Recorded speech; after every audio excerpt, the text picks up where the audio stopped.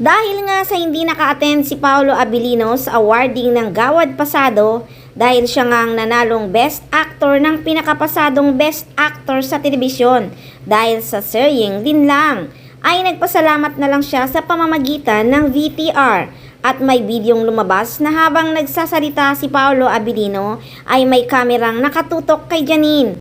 At sigurado yon maraming nakatitig kay Janine Gutierrez habang nakatingin si Janine sa video ni Paolo Abilino.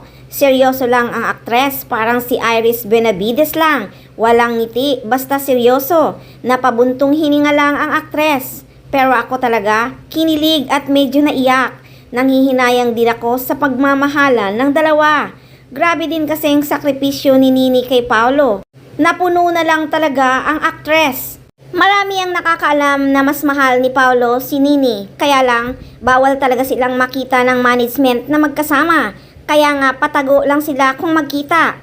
Maniwala man ang iba o hindi, nung birthday ni Pao si Janine ang kasama ni Paolo, nagpunta pa nga sila sa Siargao kasama ang mga taga LVD. Kaya nagsawa talaga si Janine sa ganong setup. At saka alam nyo ba na ang katangian ni Janine ang hinahanap ni Paolo? Intelligent, smart, beautiful, at humble.